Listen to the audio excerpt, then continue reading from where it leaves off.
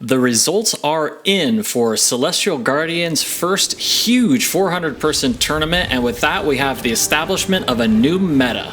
And I don't think anybody could have predicted these decks we're looking at being at the top. Lurantis? Snorlax? If you're interested in the tournament and competitive scene of Pokemon TCG Pocket, let's go through these results, take a look and talk about some of the decks, and even include a few matches with the absolutely top-crushing deck. So let's start at the top. In first place, we have this deck list right here, combining Charizard EX, the version that uses Stoke, alongside Incineroar EX. Combining the power of Rare Candy with both of these Fire-type Pokemon, this deck is extremely well situated in the current meta, at least according to this tournament. And funny enough, I loaded in the deck, started playing some ranked. This is day 2 Ultra Ball, and I won 7 in a row immediately without ever even having played it. I'm going to include a few of those matches at the end of this video, so stay tuned to the end if you want to see some of these decks in action.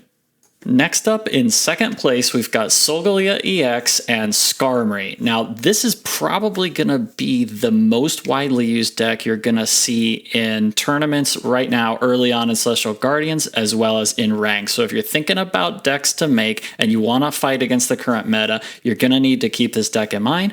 There are a few different versions that get played. For example, sometimes they play Magearna, and you see other small tweaks, but this list is pretty staple, of course, including the rare candy as well. You're going to be seeing a lot of rare candies also in this current meta. This deck is extremely consistent. Anytime you go against it, they're almost always going to get all their pieces in place, and you have to be ready to be able to combat that and defeat it somehow. Next, in third place, who had it on their bingo card for the meta to have Lurantis as one of the top performing decks, combined alongside Decidueye EX? And of course, almost every one of these top decks, if they're including any kind of 3-stage evolution, they're going to be running rare candy. Now, I don't think this is currently a super well-known widespread version of the deck, but hey, look at the place it got in this massive tournament, and if you want to have some fun with it, it looks like a really fun deck to try out, I think, so have fun with it if you're a fan of Decidueye and want to give some kind of a Decidueye deck a run. And the final deck I want to include in this video, just to talk about real quick, is this absolutely crazy deck that totally crushed in this tournament. Actually had, technically speaking, the best record, 11 wins and 1 loss.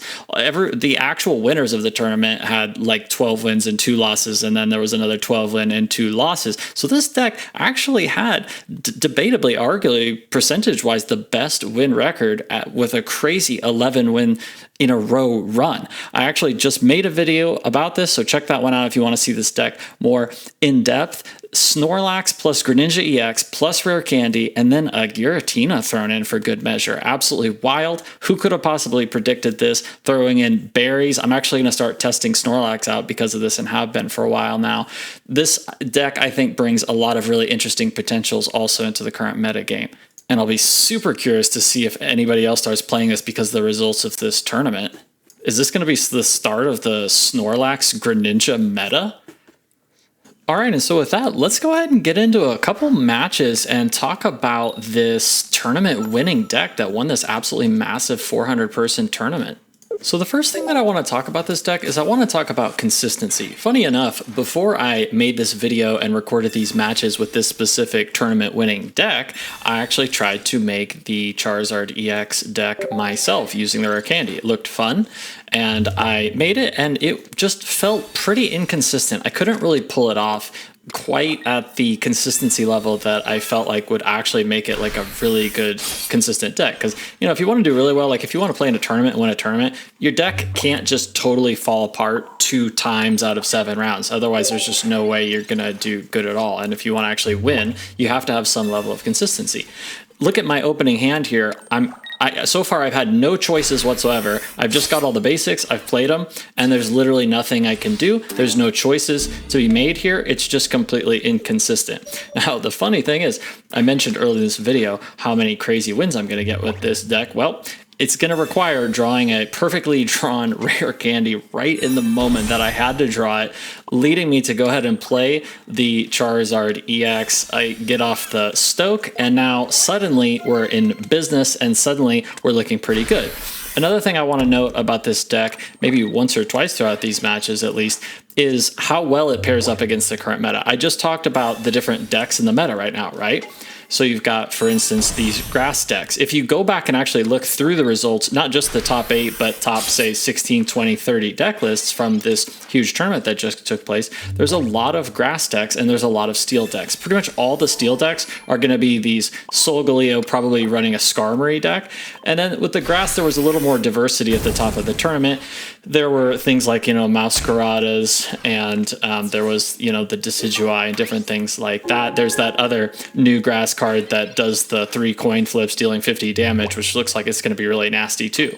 This deck, in theory, has a pretty decent pairing against all of those, because suddenly all your basics are dealing like 50 damage a pop to them, and it's going to give this way more punch and impact against those different decks. And this match is actually a perfect match to talk about this, because I'm pretty sure I totally misplayed here, just full disclosure. I do end up winning this match. This was pretty much an unlosable position that I was in here. And for some reason, I was just thinking with the Solgaleo that if he was able to get that first hit off, that I wouldn't be able to potentially finish him with the Charizard if he, for example, had a cape, which is exactly what happened. So he did have the cape, and that was actually what I was worried about. But I had just kind of totally forgotten that if he actually uses the move, that it's going to bring him down to 190 HP, which is exactly 150 plus the 20 super effective plus the 20 from the red is going to give the exact 190. So there's basically no way for the Solgaleo to live if you have the red in your hand. Now, if you don't have the red in your hand and they use a cape, then it's possible you could end up running into some trouble. But it still seems like it's going to be an absolutely amazing matchup. And of course, instead of using the red, I used a Lily for some reason. Sorry about that. Please forgive my absolutely ridiculous misplays, but hey, at least I'm honest and still ended up taking the match, even though I played so badly I probably shouldn't have, but it is what it is, and sometimes you just get the win because you're just in an unlosable situation. And running these matches, this is how you get the experience with these decks. I have to say, Pokemon TCG Pocket, I want to just say really quickly about the state of the competitive tournament, high-level ranked play. I think it's in an absolutely amazing place. Is there anybody else out there that thinks that? I know I see it in the comment section of YouTube videos a lot. People complain about, oh no, rare candy, this is going to destroy the game and the state of the game and the meta. Now it's just going to be all these same decks again running around. Well, there's always going to be certain decks that are going to be a little bit stronger than others, but I actually feel like there's a lot of interesting play, a lot of interesting, tactics and decisions, and you end up making a lot of decisions over the course of like a 30-minute play session, a 1-hour play session. In fact, let's go ahead and look at this match as a perfect example to talk about just little small decisions. I think you really have to play the decks regularly, get a lot of experience with a deck if you really want to actually have a shot of, say, for example, winning a tournament, winning a large tournament. So here, for example, just having these 3 basics in my hand, I really wasn't sure if it was right to go ahead and play the basics or not. Right now, with the state of, let's call it hand destruction, I guess. For example, you've got red card, you've got Iono, you get the same number, but it messes up your hand. And then there's a lot of people running a red. Whenever I actually played in this 400-person tournament, and I think almost every opponent that I played against had a red in their deck. Or, I'm sorry, not red, Mars. And so it's really kind of a tough decision if you want to stay at like 4 or 5 cards in hand, or go ahead and play these basics versus messing up the consistency of your deck and your draws. Now, in this game, once again, we drew exactly what we needed. We were able to get off the early Charizard EX, get off the early Stoke. He comes in with his Solgaleo trying to figure out a way to win this match, but you just can't. With this Solgaleo deck, I don't know, is it just impossible for them to win if you've got the Charizard out and either get it early enough, or maybe you get a Lily, maybe they get a hit or two in with a Skarmory. Maybe it's kind of an unlosable match if you're able to get just a decent draw where you're able to get these guys out, especially whenever, again, like I mentioned, just how the Charizard EX pairs up against the Solgaleo, it's just a really good pair up.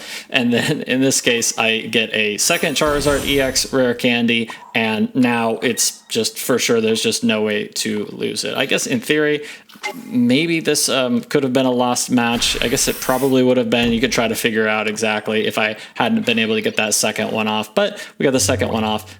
Again, I won 7 matches in a row from this start of this first match in this video. Speaking of which, I'm going to go ahead and do a quick shout out. If you've made it this far in the video, if you enjoy this type of meta discussion, tournament discussion, high-level play discussion, watching the matches, talking about the deck list, talking about different decision-making processes in the actual matches themselves, I'm going to go ahead and ask to see if you would consider subscribing to the channel. This is a new YouTube channel, but I plan on uploading regularly these type of videos. And in particular, if you do like this type of content, I'd really love to know what you think as far as the format of this, like this in the last video I made, and I'm happy to hear any suggestions, audio, the speed of the matches, different topics to discuss, and things like that. So for this final match I'm going to show in this video, we'll just do these 3 videos. I was up against, once again, Steel. So we had 3 Steel matches in a row, and I don't feel like this is going to be super uncommon in the current meta. Now, obviously, this is not exactly a top tournament deck here that we're playing against Tinkaton. Probably shouldn't, my opponent probably just shouldn't be playing this deck, but okay, they're playing Tinkaton. Once again, we match up really well. Even if this had been a Solgaleo deck, still, you know, probably would have been a pretty good matchup. And once again, we're able to get the rare candy into the Charizard. One of the things I really wonder about this deck is, like, for example, the inclusion of the Charmeleon. I've been seeing a lot of these rare candy decks include 1 copy of that middle evolution. I guess somebody figured out that that's the optimal way to get it consistent, because actually, I feel like in a lot of these situations, you end up with a Pokemon communication in your hand, and you've actually diluted the Pokemon communication possible targets that you can select for the Pokemon communication. Anyway, for this match, once again, able to get that early Charizard EX, get that rare candy. All 7 of these games that I played just after popping this deck, it really was very consistent. So I think that this mix that this person put together, including the Charizard and the Incineroar EX, really makes it pretty consistent. I guess this might be just like a perfectly optimal mix. I don't know. What do you think as far as the mix of these type of decks? Do you think just the basic Incineroar or just the basic Charizard, not mixing the 2, is better? What do you think? Let me know in the comments.